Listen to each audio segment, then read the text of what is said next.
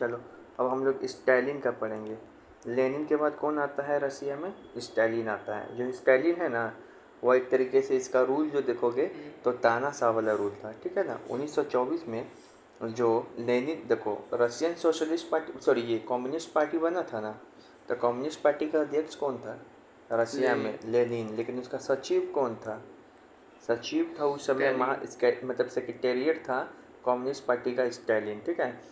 तो 1924 में जब ये सचिव के पद पे था, लेकिन उसी समय क्या हो गया, लेनिन का मृत्यु हो गया, तो स्टालिन अब उत्तराधिकारी, इसे भी घोषित किया हुआ था, इसको उत्तराधिकारी बन जाएगा, ठीक है। फिर से उसके बाद याद रखना है कि 1924 से लेके 1953 तक रहेगा, यानी कि सेकेंड वर्ल्ड वॉर भी इसी के पीरियड में हो जाएगा। तब तक रशिया को क्या कर देगा, एकदम स्ट्रॉन्ग कर देगा ये, ठीक है। तानाशाह सिस्टम चला रहा था स्टालिन, ठीक है ना। भले तानाशाह सिस्टम रसिया में चला है, लेकिन फिर भी स्टालिन अपने सुधारों के प्रयास से रूस को शक्तिशाली बना दिया। इतना शक्तिशाली बना दिया कि जहाँ पे ब्रिटेन का प्राइम मिनिस्टर, फ्रांस का क्लीमेंसो और अमेरिका का रूजवेल्ट, ये सब था जो बात कर रहा था, तो उसी के साथ ये भी खड़ा होकर डिसीजन लिया करता था, ठीक है ना, स्टालिन। उसके तो बाद इसको तो बॉयकॉट कर दिया था ना वर्ल्ड ट्रेड से अमेरिका। नहीं नहीं, हाँ। इसको थोड़ी, जर्मनी को ना। अब चलो यहाँ पे स्टालिन कलेक्टिवलाइजेशन, स्टालिन सामूहिकरण, ये क्या चीज़ था? तो देखो हुआ क्या था कि यही सवाल पूछता है कि स्टालिन कलेक्टिवलाइजेशन क्या है।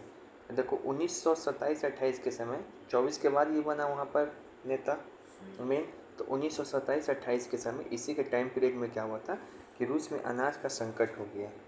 क्या हो गया? अनाज का संकट हो गया। अब तो इसके कारण ये दो काम किया। सबसे पहले तो सरकार, मतलब लेनिन क्या किया कि अनाज का कीमत तय कर दिया कि अब इतना ही में अनाज बिकेगा, ठीक है। ज़्यादा महंगा नहीं बिकेगा, एकदम ज़्यादा सस्ता नहीं बिकेगा, एक तय कर दिया। उसके बाद क्या किया, किसानों ने जबरन अनाज खरीदा। किसानों से जबरन अनाज खरीदा, मतलब जिसके पास ज़्यादा था ना अनाज, चोरा चोरा के रखा हुआ था, तो उससे जबरन अनाज खरीदा, ठीक है। कुलिको कुलिको कुलिको का मतलब क्या होता है? KULOKO, तुमको बुक में मिलेगा टर्म्स। कुलिको मतलब होता है अमीर किसान। रसिया में अमीर किसान को क्या बोला जाता था? कुलिको।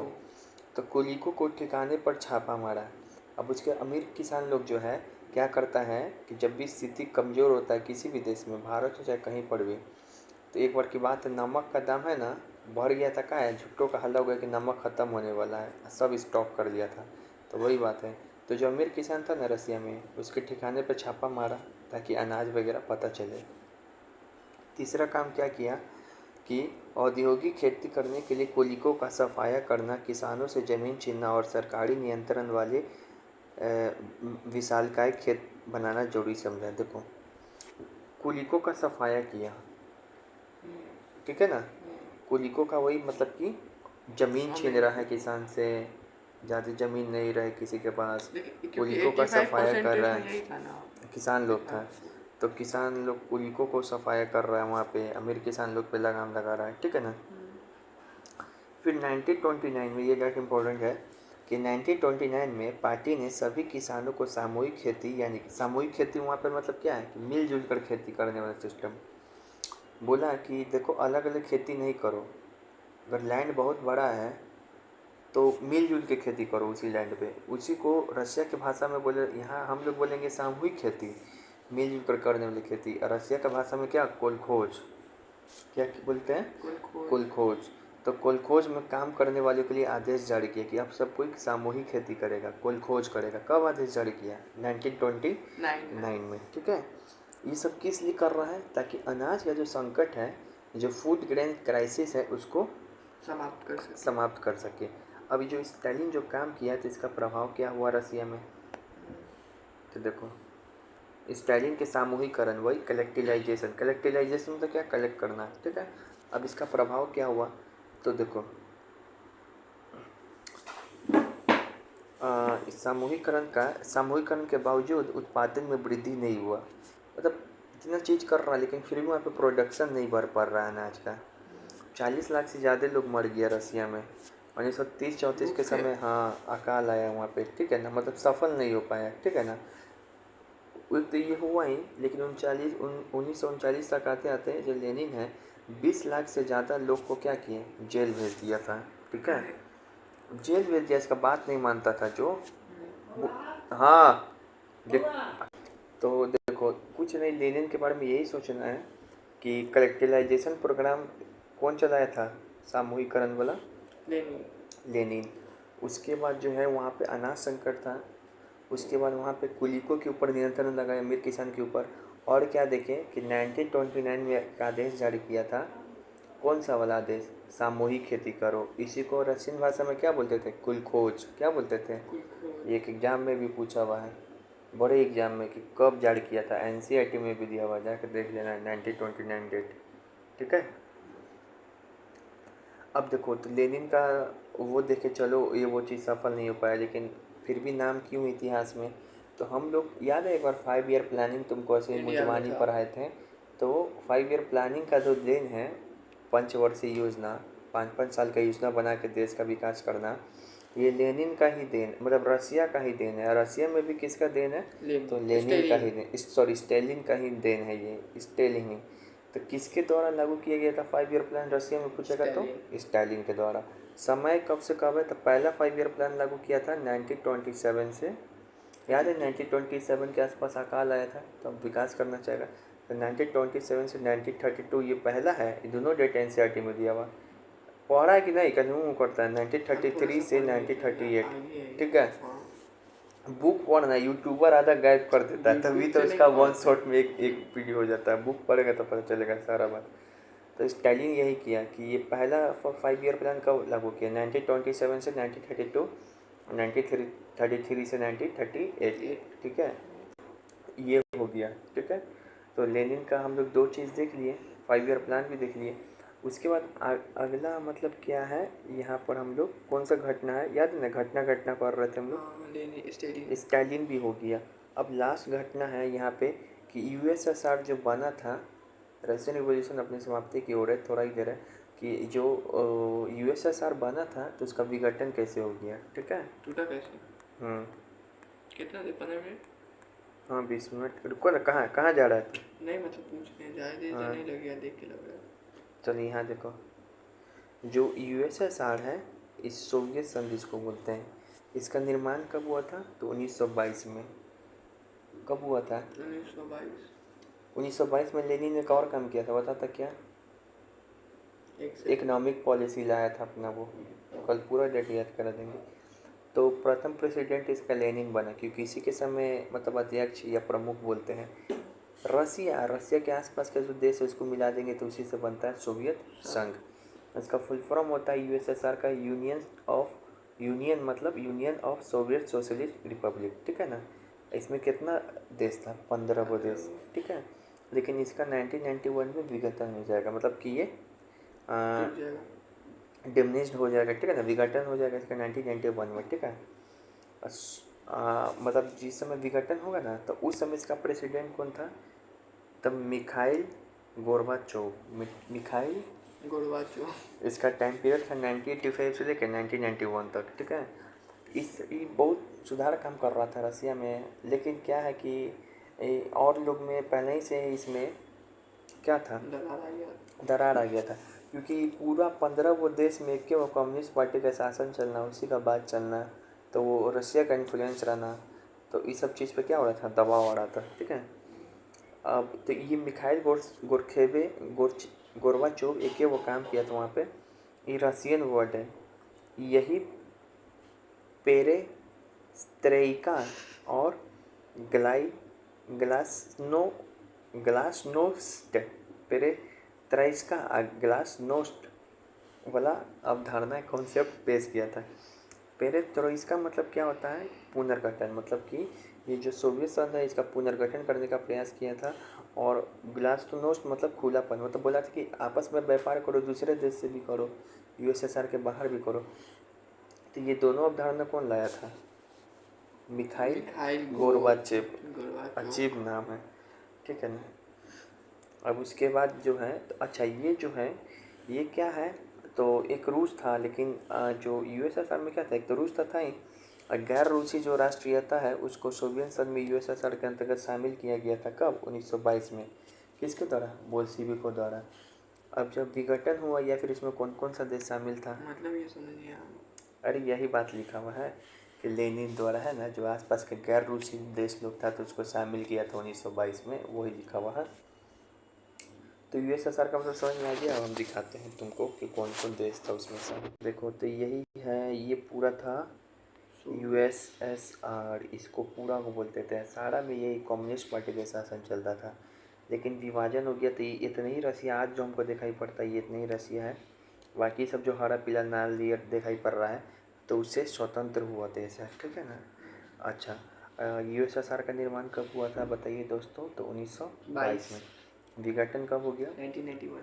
जिस समय बना था उसमें इसका प्रेसिडेंट कौन था? तो लेनिन। जिसमें विघटन हो गया इसका प्रेसिडेंट कौन था? Mikhail Gorbachev.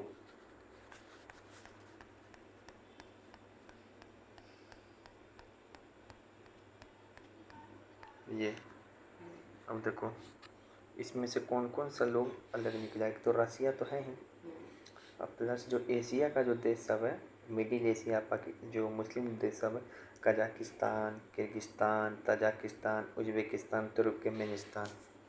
सिर्फ अफ़गानिस्तान पाकिस्तान को छोड़ के, जिसका बिना में तान तनाता है वो हो गया।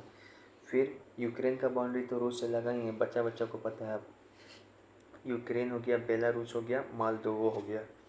तो ये भी ये यूरोपियन देश है लेकिन यूएसएसआर में शामिल था। यूक्रेन, बेलारूस, मालदोवो और अर्मानिया, जॉर्जिया, अजरबैजान। अजरबैजान के बाकू में ही सेकेंड कॉमिंटन हुआ था।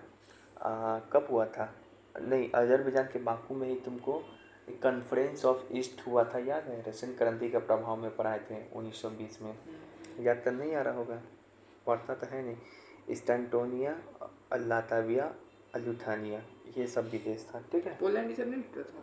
नहीं, पोलैंड इसमें शामिल कहाँ था? पोलैंड नहीं था, पोलैंड दूसरा देश है। पोलैंड जर्मनी के तरफ है ना। हाँ सॉरी, जर्मनी ने कब्जा कर लिया था पोलैंड पे। ठीक है, तो ये सब हो गया। तो वो दिखा दिए ना कौन कौन अलग हुआ था। अब हम लोग जो है देखेंगे लास्ट रशियन रिवॉल्यूशन का। क्या देखेंगे? प्रभाव। प्रभाव पढ़ लिए, क्रांति खत्म हो गया, अब इसका प्रभाव। नहीं तो यूएसएसआर अच्छे से हो गया, विघटन हो गया, खत्म हो गया। अब कैसे चलते रहेगा जिंदगी भर रशियन रिवॉल्यूशन। अब रूसी क्रांति का प्रभाव देखेंगे, ठीक है ना। प्रभाव दुनिया पे। दुनिया पे, भारत पे क्या हुआ, ठीक है ना। देखो तो सबसे पहले तो संगठन बना, याद है? भारत और वैश्विक स्तर पर संगठन बना था रूसी क्रांति में। रूसी क्रांति के प्रभाव के कारण बता। तब भारत में कौन सा संगठन बना था? एक तो एमएन मैक्सिकन कम्युनिस्ट पार्टी 1917 में स्थापना किया, और ताशकंद में 1920 में तुमको कम्युनिस्ट पार्टी ऑफ इंडिया स्थापना किया, लेकिन ऑफिशियली उसका 1925 के कानपुर में स्थापना किया था। और फिर उसी का प्रभाव में फिर 1940 में से लेकर 1948 तक इसका एक पार्टी था, रेडिकल डेमोक्रेटिक पार्टी। ये तो कि इंडिया पे प्रभाव। और कुछ लेखक भी तो था, RS Vidyalankar rebirth of Russia लिखता है बुक। फिर RS अवस्थी रेड रिवॉल्यूशन और रशियन रेवोल्यूशन और लेनिन ऐसे कुछ करके एक बुक का नाम लिखते हैं। तो ये सब क्या है? रूसी क्रांति का प्रभाव कि नहीं भारत पे। फिर वैश्विक स्तर पे क्या हुआ था? तो वैश्विक स्तर पे 3 वो पार्टी बना था, याद है? एक तो कॉमिंटन या कम्युनिस्ट पार्टी खुद बनाई था 1920 में रूस में। रूस के बाहर बना था ब्रिटेन में, याद है? The great communist Britain party 1920। ये 1919 में बना था कम्युनिस्ट इंटरनेशनल। और लेबर पार्टी रशियन रिवॉल्यूशन से पहले ना है वो सब, प्रभाव न पड़ रहे हैं। और उसके बाद जो कॉन्फ्रेंस हुआ था, कॉन्फ्रेंस ऑफ ईस्ट, अजरबैजान के बाकू में 1919 में। पढ़ा दिए, इसी का नाम सिर्फ शॉर्टकट लिख दिया वो, ठीक है। बुक लिखा, बता ही दिए कौन कौन सब बुक लिखा है इंडिया में, ठीक है ना। मिखाइल गोर्बाचेव, इसका भी प्रमुख योगदान है, और रशियन क्रांति के प्रभाव में इसको भी पढ़ लेते हैं हम लोग। ये अवधारणा पेश किया था पेत्राट्रोस्का पुनर्गठन का, ग्लासनोक मतलब खुलेपन का, इकोनॉमिक खुलापन रहे, व्यापार होते रहे। सोवियत संघ का विघटन हो गया। सोवियत संघ बना था रशियन क्रांति के आसपास, लेकिन जैसे समय आने के बाद 1991 में क्या हो गया? टूट गया वहाँ पे, ठीक है। अच्छा प्रभाव भी रहा, खराब प्रभाव भी रहा। शिक्षा दिया जाने लगा, मतलब कि अब जगह जगह पे है ना कम्युनिस्ट को पढ़ाया जाने लगा। तो communist university of the worker of the east, ये विश्वविद्यालय का नाम है, एनसीईआरटी में भी दिया हुआ है। लास्ट पेज में देखना, सेकेंड लास्ट पेज में, communist university of the worker of the east, ये विश्वविद्यालय खोल दिया गया कि इसमें से अब साम्यवाद पढ़ाया जाएगा उसके विचार को फैलाने के लिए, ठीक है ना। Communist university of the worker of the east. Yes. फिर रशिया क्रांति से प्रभावित होकर दो लोग रूस भी गया था उस समय, ये पूछता है नेहरू और रविन्द्रनाथ टैगोर, ये दोनों साथ में रशिया किस, चले गए थे। हाँ किस साल गया था ये तुमको सर्च करना है। कहाँ इसी तरीके से घूमने? घूमने गए थे रशिया, वहाँ पे गए थे कि रशिया में क्या चीज़ है। क्या हो रहा है वो सब नेहरू पता भी करें। समाजवाद से प्रभावित था, आदमी था, ठीक है। सर तो अगर ये पूछे कि लेनिन किससे प्रभावित था? लेनिन प्रभावित था इससे, मार्क्स से। Karl Marx. हाँ उसी का जो चेला है लेनिन, ही सब उसी का फॉलोवर है। और फिर से तुमको तो रशियन रिवॉल्यूशन से पूरा वही थे। एक बुक का पहला पेज खोलेगा, लास्ट पेज में ये बात दिया हुआ है, बुक का पहला पेज में ये बात दिया हुआ है, एक जगह लिख दिया। लेकिन तुमसे पूछे कि फ्रांसीसी क्रांति का से कौन प्रभावित था भारत में, तो राजा राम मोहन राय और डेरिजियो। डेरिजियो तो सती प्रथा बन के थे राजा राम मोहन के साथ। नहीं, डेरिजियो इसका अपोजिट था। जो है ना सती करें, वो सती प्रथा राजा राम मोहन राय किए थे। तो फ्रांसीसी क्रांति से कौन प्रभावित था, राजा राम मोहन राय, डेरिजियो। और रूसी क्रांति से नेहरू और रविन्द्रनाथ टैगोर। टैगोर। देसी क्रांति दोनों रसिया किया था, ठीक है। ये फ्रांस नहीं चल गया था, ऐसा कोई बात नहीं है, वो यहीं पे प्रभावित हो गया इसको बुक पढ़ के, ठीक है। उसके बाद क्या हुआ, इसका सबसे प्रमुख प्रभाव हुआ रशियन क्रांति का कि द्वितीय विश्व युद्ध के बाद, सेकेंड वर्ल्ड वॉर ख़त्म हो ही गया था, जैसे रशियन रिवॉल्यूशन समाप्त हो रहा था उससे पहले, उसके बाद समाप्त हुआ। तो रशियन रिवॉल्यूशन के प्रभाव में ये जोड़ते हैं कि सेकेंड वर्ल्ड वॉर तो समाप्त हो ही गया, ठीक है ना। तो सेकेंड वर्ल्ड वॉर जैसे ही समाप्त हुआ, ये देखो बड़े इंटरेस्टिंग टॉपिक है, तो उस समय शीत युद्ध का दौर चालू हो गया, कोल्ड वॉर का दौर चालू हो गया। इसको रशियन रिवॉल्यूशन में हम लोग पढ़ते हैं। पूरा दुनिया दो देश में बढ़ गया। बीच में क्या किया कि एक बर्लिन, जर्मनी में बर्लिन है, वहाँ पे एक दीवार 150 किलोमीटर लंबा खड़ा कर दिया दुनिया का लोग सब। इसी को बोलते हैं बर्लिन की दीवार, जर्मनी में। ये बना कब, 1961 में। गिरा कब, 1989 में, 9 नवंबर 1989 को गिरा, ठीक है। अच्छा, बोल रहे थे कि इसको दीवार को क्या किया, खड़ा कर दिया। अब बोला, बता रहे,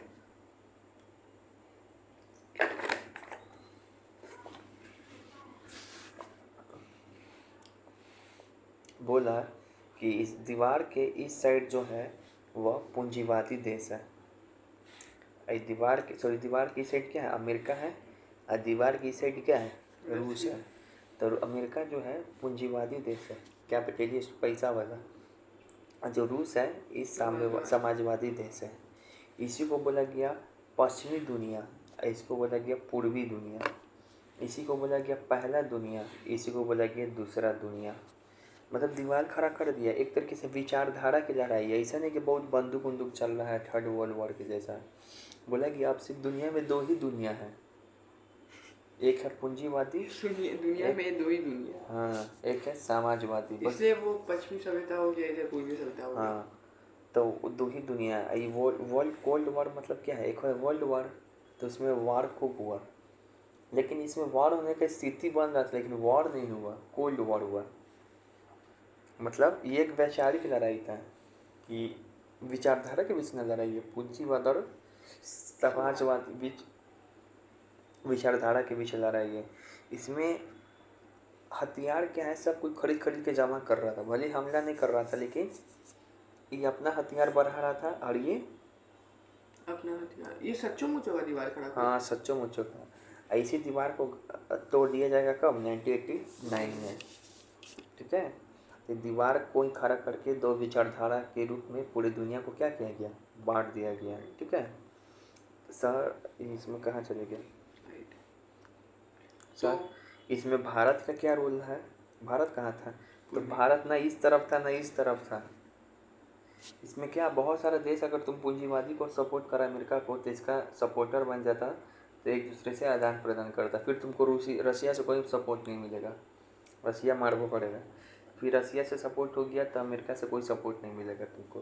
तो भारत एक दिमाग लगाया, भारत वर्ल्ड वॉर नहीं चाहता था, ये तो वर्ल्ड वॉर ना हो जाता। फिर अभी बताएंगे इसका घटना कि वर्ल्ड वॉर हो ही जाता तीसरा, हाँ तीसरा वर्ल्ड वॉर हो ही जाता, लेकिन रुक गया।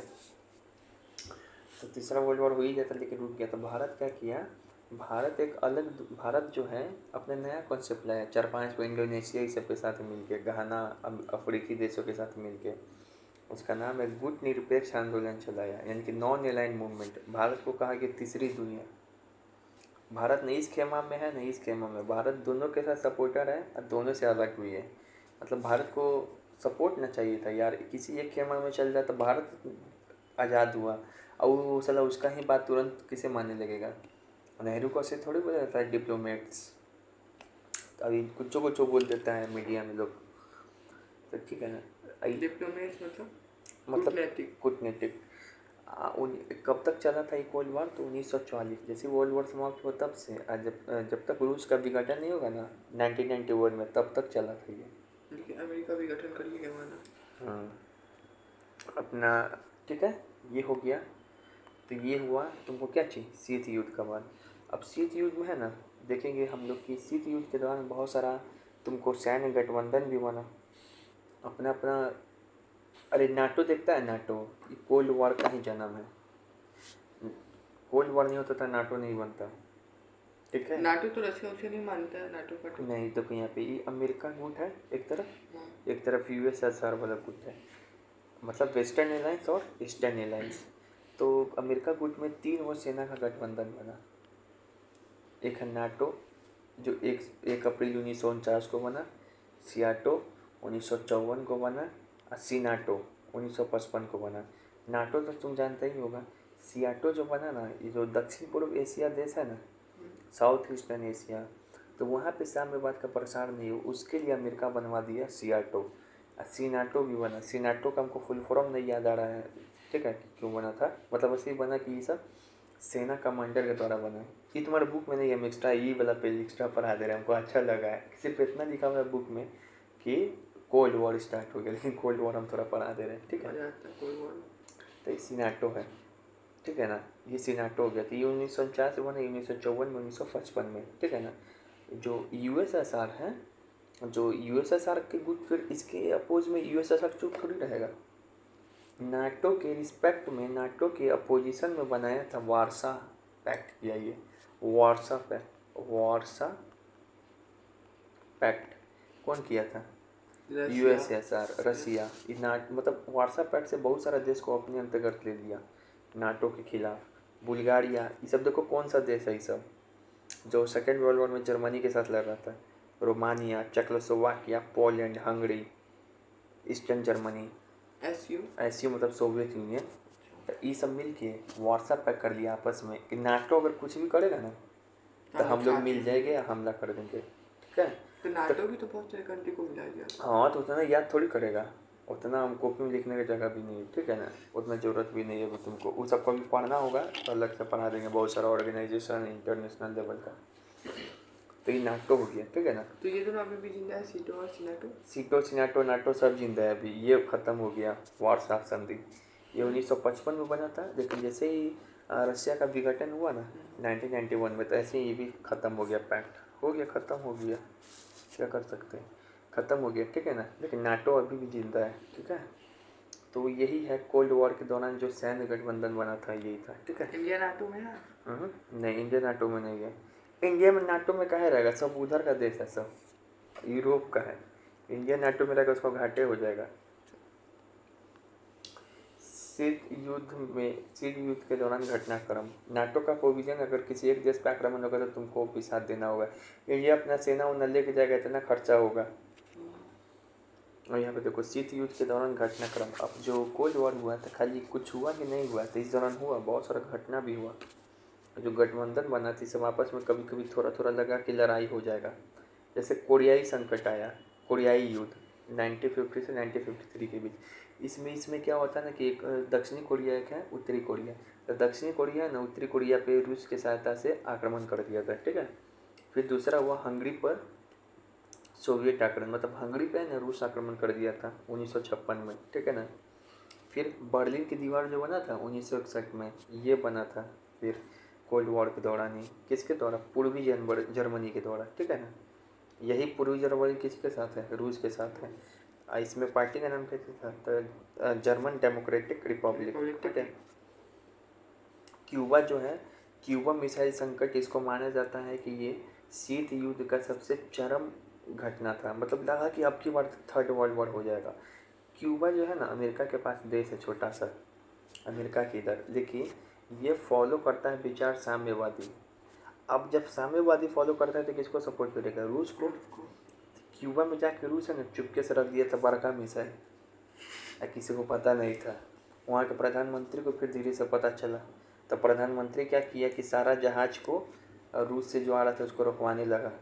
वहाँ के अमेरिका के प्रधानमंत्री को विश्वास था कि रूस हटा लेगा, नहीं हटा रहा था। अगर नहीं हटाता, छोड़ देता, तो अमेरिका तो तुरंत समाप्त हो ही जाता। लेकिन थर्ड वर्ल्ड वॉर पूरा दुनिया में चालू हो जाता। लेकिन यही इसी कारण इसको बोला जाता है क्यूबा मिसाइल संकट जो 1962 में हुआ था, ये कोल्ड वॉर की सबसे चरम घटना है। ये टल गया तो कोल्ड वॉर टल गया, ये नहीं टला तो वर्ल्ड वॉर हो जाता। फिर तो अफगानिस्तान फिर हटा दिया था रसिया। हाँ, हटा लिया था, नहीं रसिया हटाता तो अमेरिका बर्बाद हो जाता। फिर अफगानिस्तान पे चुपके से जाके रखना दिया था वहाँ पे। फिर अफगानिस्तान पे सोवियत आक्रमण किया 1979 में। इसी का ना अभी इन्फ्लुएंस था कि वहाँ पे साम्यवाद का इन्फ्लुएंस पड़े। इसी का ना अफगानिस्तान में अमेरिका का सेना अभी तक लेता है कि 2 साल पहले तक, तब अभी हटाया है अफगानिस्तान से सेना। ये सब कोल्ड वॉर का ही कहानी है, समझ में है। और फाइनली लास्ट में 1991 में यूएसएसआर का विघटन हो गया, तो ख़त्म कहानी, कोल्ड वॉर भी समाप्त, ठीक है।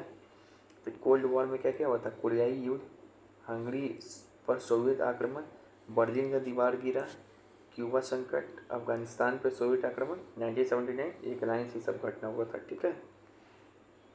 आखिरी में ये लोग सोचा 1960 का समय जैसे जैसे आया, तो ये लोग सोचा कि यार हम लोग, एक अमेरिका सोच रहा कि हम खूब हथियार कर रहे हैं, रूस सोच रहा है हम खूब हथियार जमा कर रहे हैं, अगर हमला होगा तो दोनों देश बर्बाद होगा। तो ये लोग का दिमाग खुला कि छोड़ो ये सब बात, ये सब बकचोदी, लड़ाई नहीं करना है।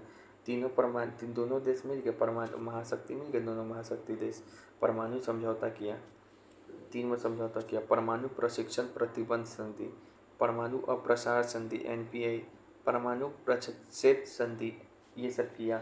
तो ये सब तो हो गया कि इससे हम लोग करना यही चाहता है कि अब जो भी देश परमाणु बना लिया, इसके तहत इसके तहत कहना चाहता है कि सेकेंड वाला के तहत कि जो भी देश परमाणु शक्ति बन गया सो बन गया। परमाणु अब कोई देश दुनिया में नहीं बनाएगा जो इस पर संधि करेगा।